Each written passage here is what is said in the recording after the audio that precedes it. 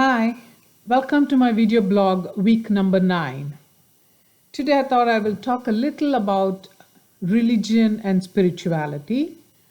I came across this subject in one of my classes on women's issues, and it talked about religion and spirituality and how spirituality can be used in counseling.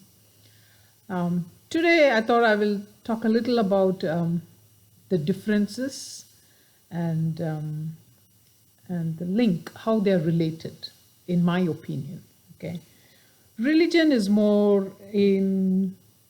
This is from my limited experience and from the little scriptures that I have read. Okay, religion is more focused on rules, regulations. It's more structured. It is more external. It is more organized, and and fear. Okay, fear of if you do this, you'll go to. If you don't do this, you'll go to hell. If you do this, you'll go to heaven, and you should not do this, and so many rules. And unfortunately, religion was used to put human against human and to highlight the differences and used for their own purposes, you know. But spirituality is more internal. It is more a questioning. It is more a belief in a external power, and it is more a discovery process, discovering who we are, why we are here, what we are, the purpose of our life. So I think those are the basic differences between religion and spirituality. But and some can be very religious and not spiritual, and some can be very spiritual and not religious, and some are neither, and all power to them and kudos to them, that they believe in their own power and their ability to overcome anything in their life. And I really, kudos to them. But I personally, I need that. I need my religion. I need my spirituality, because in many a situation it has come to my aid, and I think it makes me more focused, more grounded, and more happy. I think I'm a happier person because I have religion and spirituality in my life. Okay, so how are they now interlinked? I feel that religion, if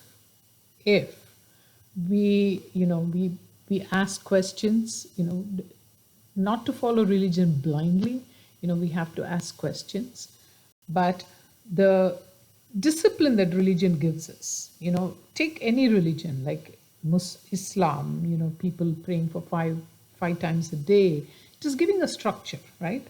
And then Christians, Sunday school, and then Hindus, we have a prayer room in our house, and we get up in the morning, do our Surya Namaskaras, chant our prayers, and it gives us a discipline, it gives us a focus.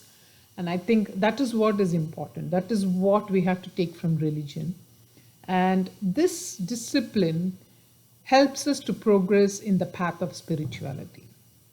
It's like I always give this analogy of, you can't do PhD without doing your kindergarten, right? You have to do your kindergarten, your middle school, your high school. You have to go through these steps in order to understand the subject matter when it comes to PhD.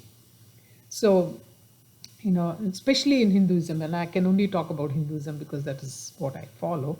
And, when we talk about Vedanta, Vedanta is nothing but spirituality. It is the anta of everything. That is the end of everything. There is no question. There's nothing beyond it, So in order to understand that Vedanta, we have to go through these questions and, get that discipline in ourselves and, go on the path of spirituality. And Vedanta is, as I said, it's the end of everything, Even sannyasis, when they take up sannyasam, they leave tarpanam for themselves. That is, they're letting go of their body. And even they don't chant mantras. They don't really, if you see all the sannyasis, they don't chant mantras because they're beyond all that. Like as Adi Shankara said in his Bhaja Govindam, When death is there, grammar is not going to help us, right? Mantras are not going to help us. What's going to help us is the knowledge of who we are, because when we gain that knowledge of who we are, our purpose in life, the fear of death goes away. And that is what is important. When the death comes, grammar is not going to help us, but the thought, our focus, and the three beautiful words in Vedanta: Tat Tvam Asi, I am that, you know. And so when we see that, I think that is spirituality, Vedanta, end of everything. And when we talk about prayers, there's some beautiful prayers. It doesn't mean, when people sit and pray, it doesn't mean that they're praying only for themselves. I don't believe in it. It is putting a positive energy into the universe and waiting for that universe to respond to us. When we say us, it is everybody. It is the universe that is responding, right? There is a beautiful prayer in Hinduism. It's Sarve Jana Sukhino Bhavantu. Let everybody be happy. And Sarve Santu Niramaya. Sarve Badrani Pashyantu. Let even all creatures be happy. Sarve Badrani Pashyantu. Ma Kaschid Dukbhag Bhavit.